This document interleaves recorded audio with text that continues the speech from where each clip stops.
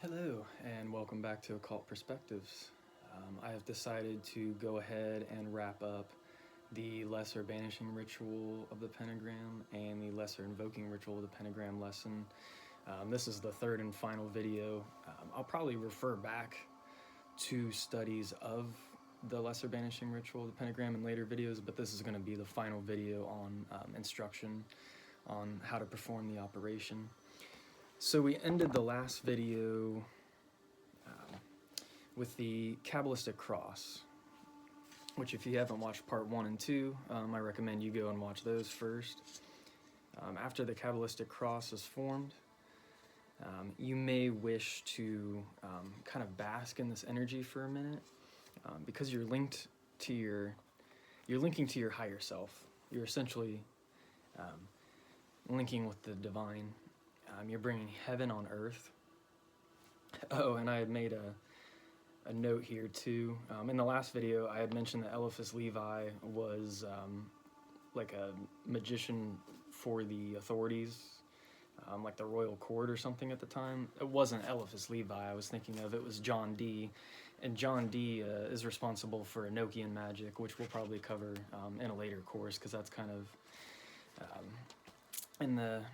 at least in Daniel Craig's curriculum and most other Western ceremonial magic curriculums, Enochian magic comes later on. So you want to master like the lesser banishing ritual of the pentagram and a lot of other prerequisite things before you would, move on to something like that. There's, and people have slightly different formulations of the kabbalistic cross. When you watch videos on YouTube of the lesser banishing ritual, the pentagram done, the vibrations are going to be slightly different. People pronounce the name slightly different. I just recommend going with what feels right for you. You'll know when you're vibrating the names properly, when you feel the forces like being invoked. Okay, so after this kabbalistic cross, and if you have the altar and a chair and you have room to move around, you can make the circle. You can actually walk around in a circle. Try to form as perfect of a circle as you can. If you don't have the room, you can just pivot around in the position that you are. But you're going to go ahead and move to the east or face the east, and as I showed you in the last video, whether you're doing the banishing or the invoking, this is where you would draw the appropriate pentagram.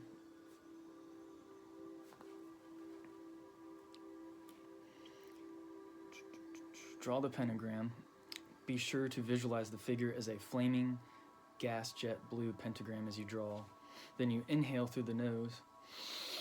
And as you do, you feel energy flow from the ends of the universe through your nose and body and down and out of the bottoms of your feet to the center of the earth. As you inhale, both hands should be raised to the sides of your head by your ears, as I showed you the sign of the Enterer in the 2 previous videos. The dagger or right hand index finger should be pointing forward.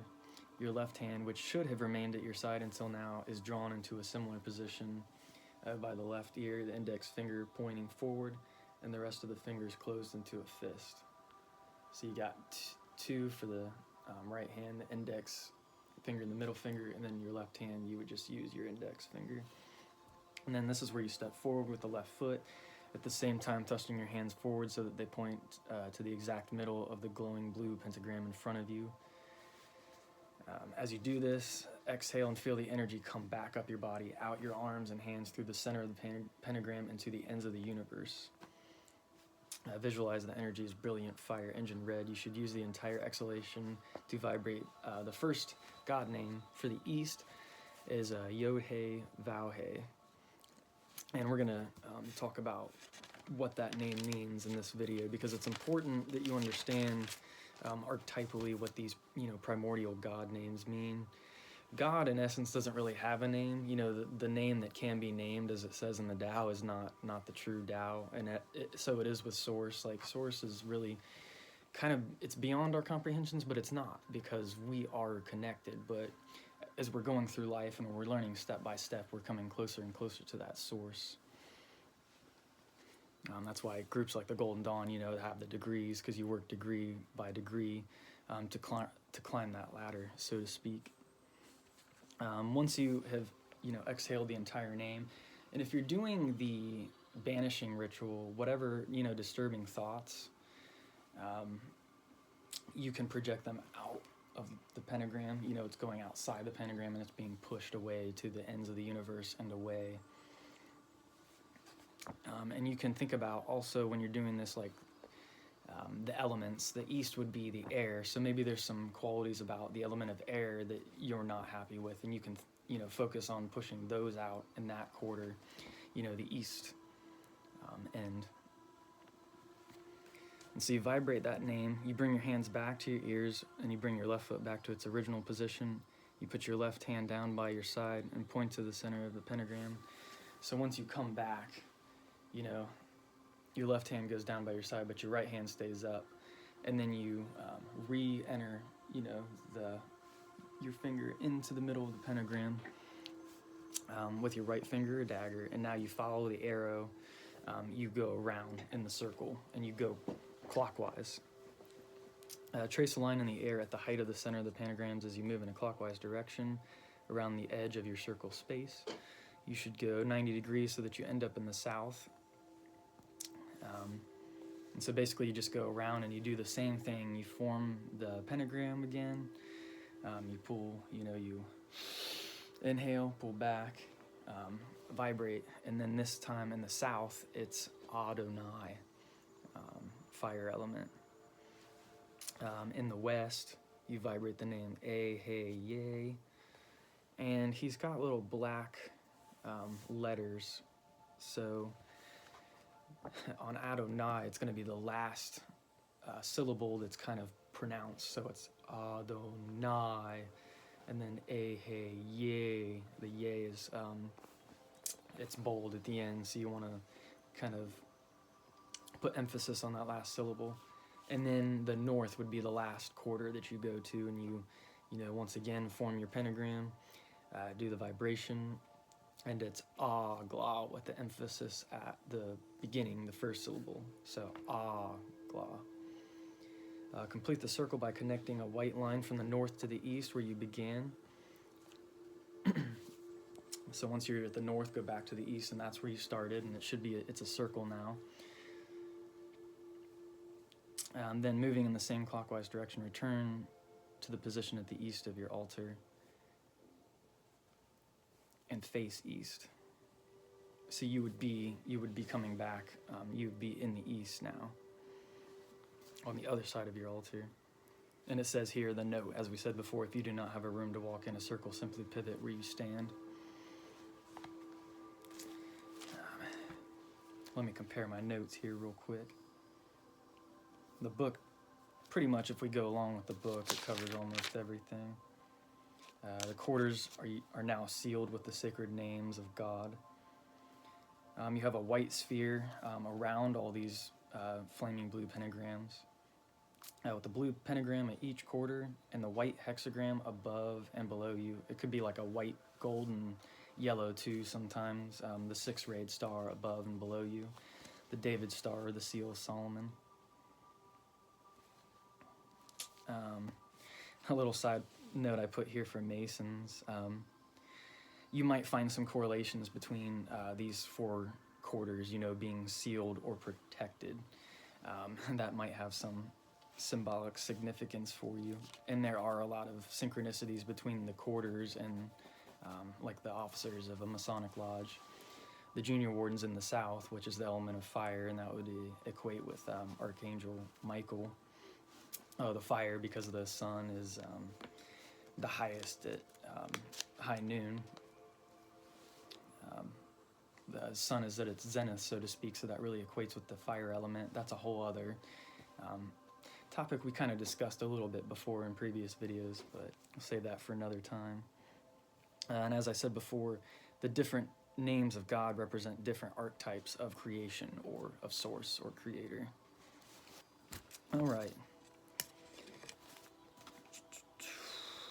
Okay, now visualize, as I stated here in my notes, The brilliant white circle expanding up and down to form a sphere above, below, and all around you. So you've got this like mighty force field around you.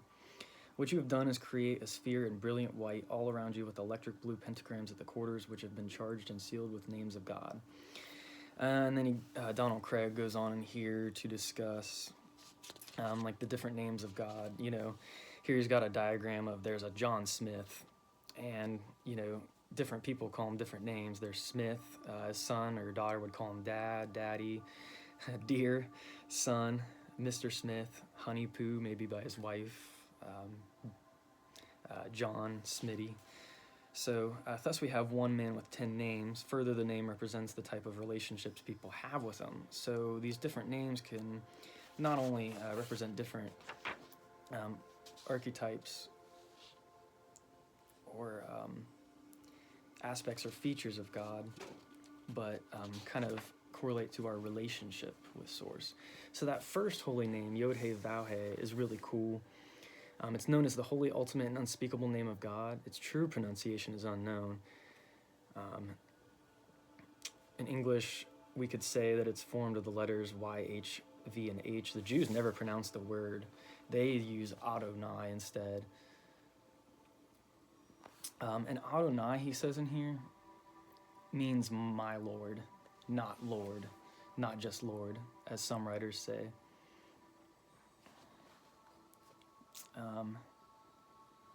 By placing the Hebrew vowels of Adonai around the four letters that are known as the Tetragrammaton, the word Yahovah or Yehovah is formed. And here they spell the normal Yehovah, you know, Jehovah, but then there's a version here that's Yahovah. I don't see it spelled that way very often.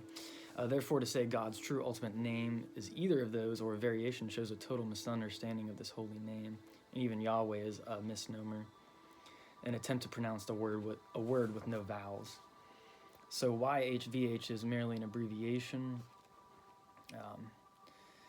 The Y, the first letter, the Y or the Yud, which would be the name of the Hebrew letter Y, is said to represent archetypal masculinity, the Taoist Yang, or the Carl Jung animus. The first H is called He, so you've got Yod and He. This is represents archetypal femininity, the archetypal female, the Taoist Yin, or the Young anima. And then the V, called Vow, it looks like an extended letter Yud. There's a deep magical mystery here, he notes. And this represents physical masculinity, while the last H, the He, represents physical femininity. Thus, this ultimate name of God is YHVH says that God is the ultimate unity, a perfect blend of all dualities, as represented by the male-female symbolism, a unity of all opposites on all planes, certainly not a bad notion of the essence of divinity. Most definitely. Adonai, as we said, means my Lord, and that's in the south with Archangel Michael. That really fits with the fire element because he was the one that led the battle against Lucifer and the rebellious angels. So, my Lord. And he's said to be like the patron of like even police officers and stuff. He's all about like divine justice and such. He always has the flaming sword. He is the protector. Eheye, that third name that you vibrate, it's usually translated as I am, but it's more accurately translated to the infinitive form of I shall be. And this kind of fits in with the I am teachings. I didn't even make this correlation until now. But yeah, it makes more sense to say, instead of I am that I am, it makes more sense to say I am what I shall be. It is the name of God revealed to Moses at the burning bush. In the story, God tells Moses to go to Egypt and free the Hebrews, to which Moses asks, "Who shall I say sent me?" And God's response is, Eheye, Asher, Eheye. This is usually translated as I am that I am, which never made sense to me. He says he thought that God was trying to be Popeye the Sailor. However, with a more accurate translation of I shall be what I shall be, it makes perfect sense. God can say, you know, he can be whatever he wants to be. I am beyond all names, as I will be whatever I want to be. And that seems like a pretty profound and sensible answer from Source. Agla is the next name. It is an abbreviation for the words Ata, Gibor, Le Olam Adonai, and it means "Thou art great forever, my Lord," and is from a Hebrew prayer. There have been several different associations between the four quarters, the elements, and the archangels, which we have talked about in videos prior. Before moving on to, I can't remember if I had covered in any of the two prior videos, the great voice. If you're somewhere where you're not able to be real loud, or you can't, you don't want to just be yelling these God names, through your house when you got other people and stuff. There's what's called the great voice, and you just imagine that your voice is magic and booming, and that it is going to the ends of the universe when you're using it. So you should definitely hear this voice. It should almost be like a God commanding voice that you can definitely call upon to use in these rituals. All right, we're getting close to the end here. It's almost wrapped up. Getting there. So the next part is the evocation of the archangels. Once you've formulated these pentagrams, you go back to this, middle. You're on the other side of the altars, on the east side, or you're just standing in the center if you're pivoting. You spread your arms out to the side so that you form a cross. And you can take this moment, before you do that, and just kind of bask in the energy. If you have the athame in your hand, make sure it's pointing upwards, vertically.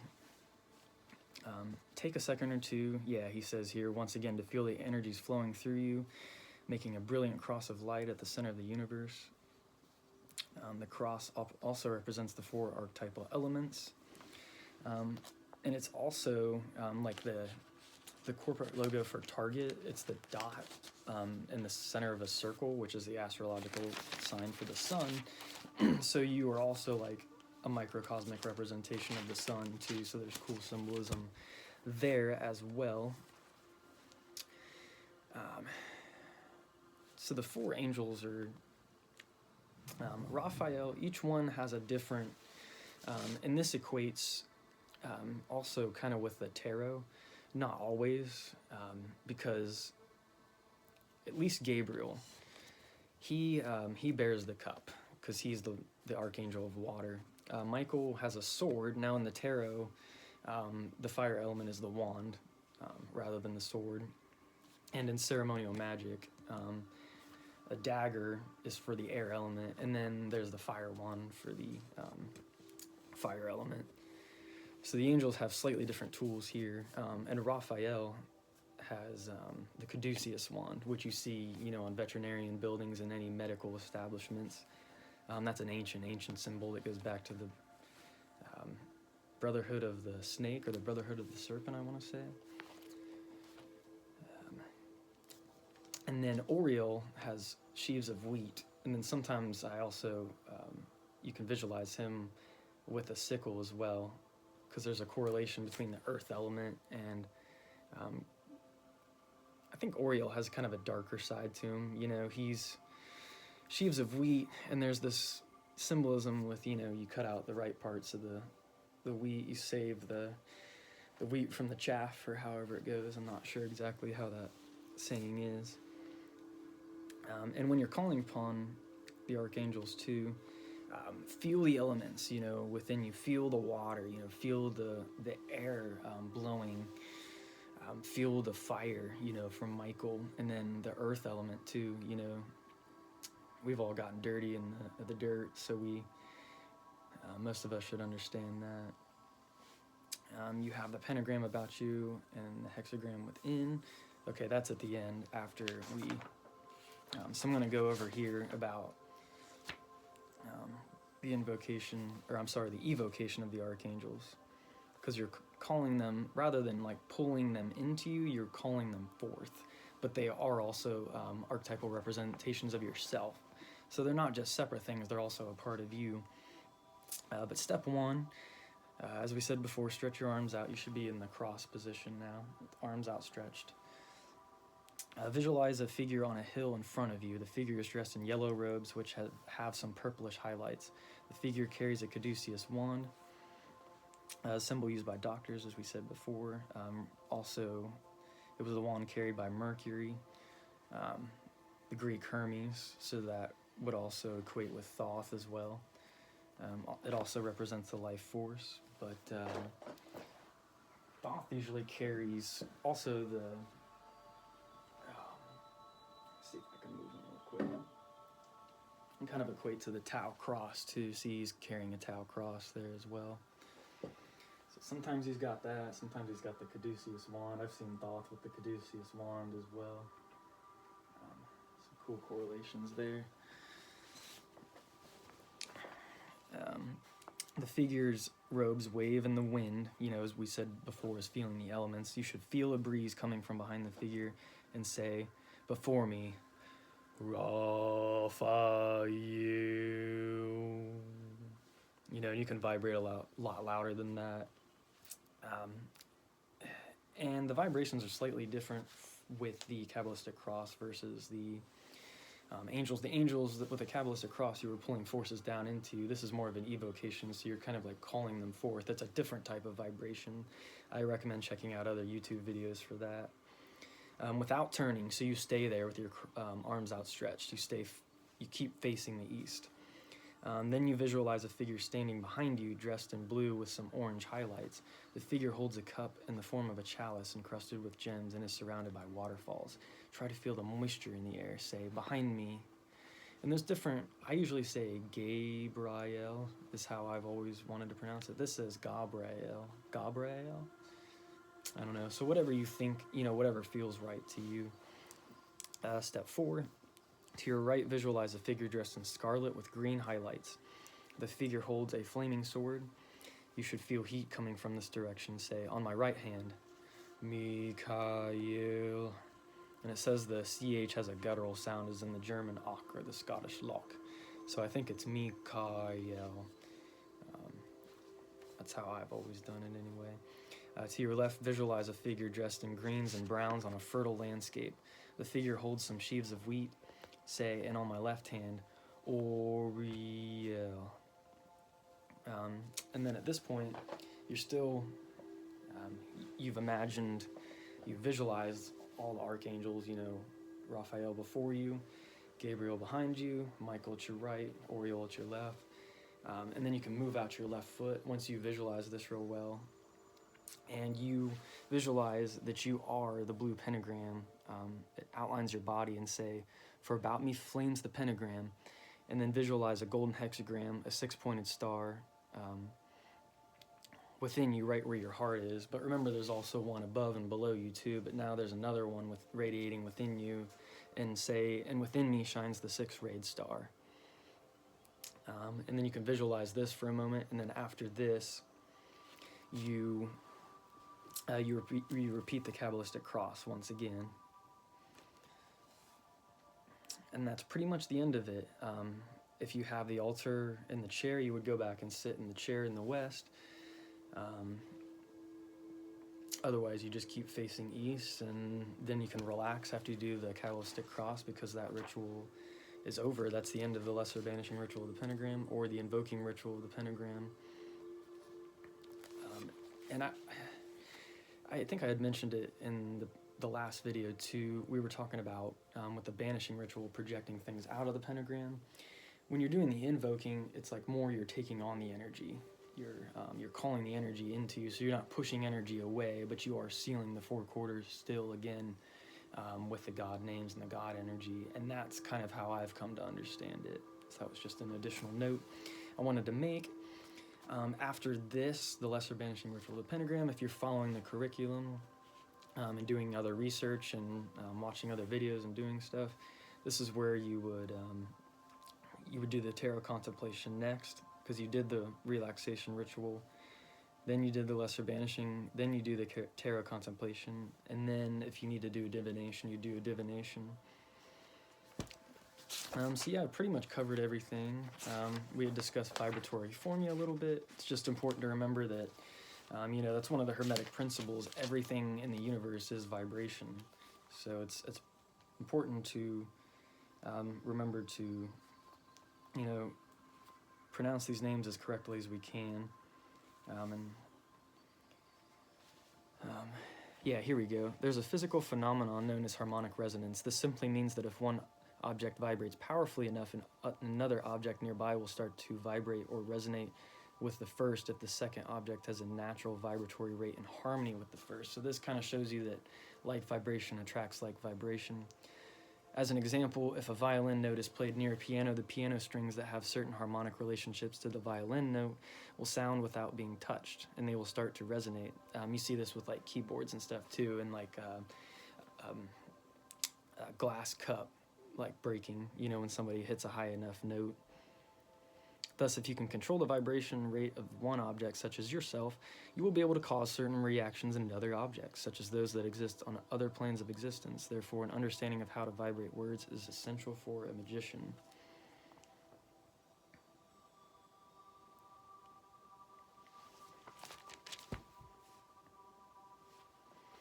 Here's the difference between, let's see, two methods of vibrating words. The first is internal, so it's invocatory. That was the kabbalistic cross is like more of an invoking. In this formula, you cause a certain part of your body, actually part of your astral body, to vibrate. This is exemplified in the kabbalistic cross part of the Lesser Banishing, as we just said. With the word ata, for instance, you fully inhale until there isn't room for one more drop of air, then you use the entire exhalation to vibrate the word. Thus the word is elongated. Ata. Vibrated loudly in an almost chant-like tone of voice. The pitch is usually higher than the normal pitch of your voice. You should feel it vibrate or resonate within your head, and then when you do like Malkut and point at the ground, it says it should be felt, you know, more in the groin or down in the ground. And then there's the second vibratory method is evocatory formula. The intent is to excite the atmosphere, actually the so-called astral plane. And that's interesting that they say so-called astral plane, because, you know, at the end of the day, it's like, are you viewing it more from a spiritual point of view, like you're working with astral forces, or, you know, with Kether and pulling down these divine forces into the physical realm? Or are you viewing it more from a scientific perspective? Like you're just like an input-output system. You're putting this programming into your brain, and thus it creates the reality around you. More of just like subconscious programming, basically.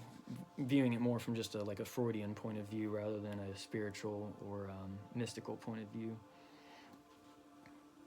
And then, yeah, the evocatory formula is used in the formulation of the pentagrams.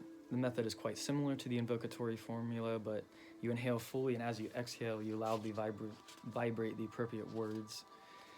Here, the names are stretched out as gla. You should use the entire exhalation in sounding the God names or words when doing the evocatory vibratory formula. The big difference between the two is that in the evocatory formula, you should sense that the entire universe in front of you is resonating in harmony with your vibration. Your entire body and the entire universe should be experienced as vibrating to your call. The invocatory formula causes your body, mind, and spirit, astral body, aura, etc. to vibrate in resonance with your voice. So it's saying, basically on all levels, essentially, it's vibrating in resonance with your voice. There are some minor variations on these two basic formula, such as seeing the words you wish to vibrate and flame before you and making the vibration change and empower those flames. That's interesting. I never tried like visualizing the actual like words in front of me. And he goes on to, he was talking about the great voice in here, you know, making sure that's powerful. If you're using, you know, you're vibrating the names in your mind instead, using the great voice to send it out. There's some notes on here. Yeah, if you're going to get into this stuff, I recommend that you buy this book anyway, but these are just kind of my additional inputs to him. He's really the one that's like put all this information together. Donald Michael Craig. Yeah, this is a great book.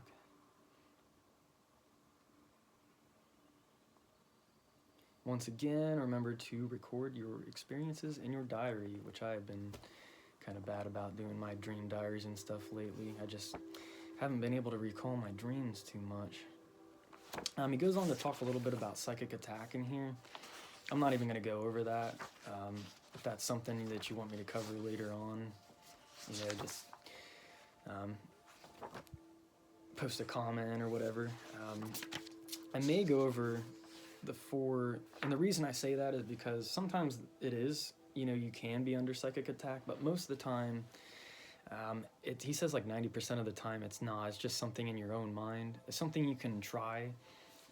A little mantra you can say. If you want to send the energy back, just say, return to sender. If you feel that somebody's sending you bad vibes or something, say, I reject that energy. I return to sender. And then there's also 4 solar adorations that you can do like 4 times of the day. And these include like Egyptian deities. Ra is in the solar adoration at sunrise. I'm not going to go over these because these will take a little bit of time, maybe in another video. I think they're really good with aligning your energy, like with the sun and stuff, because there's one at sunrise, high noon, sunset, and then at midnight. But it's hard to find the time, like especially if you work and stuff with a schedule, to do these like at the correct times of the day. So I kind of stopped doing it because I struggled with trying to find the right times of the day. But especially if you can get out in nature and you actually, you know, rise with the sun, you wake up at 7 a.m. or whatever time the sun rises, depending on the time of year, and you do that solar adoration with the sunrise, I guarantee you, you're going to feel the energy from that. It's very powerful stuff. Kind of activating principalities and archetypal powers and energies that are, you know, helping usher in the new age of Aquarius, the Aeon of Horus. These are powerful things we're coming into contact with. They're really just aspects of ourselves. So yeah, we're already at 31 minutes. I'm going to go ahead and end this video. If you've been watching my videos, I really, really appreciate it. I hope you're learning a lot. I feel like it's time for me to talk about a lot of this stuff. I'm not trying to push my beliefs on anyone. If anybody has any questions or anything, feel free to ask. Be sure to like my videos, subscribe. If you want to be updated when I post new videos, just click on the little bell thing. So, all right. Take care, everybody. Peace and blessings.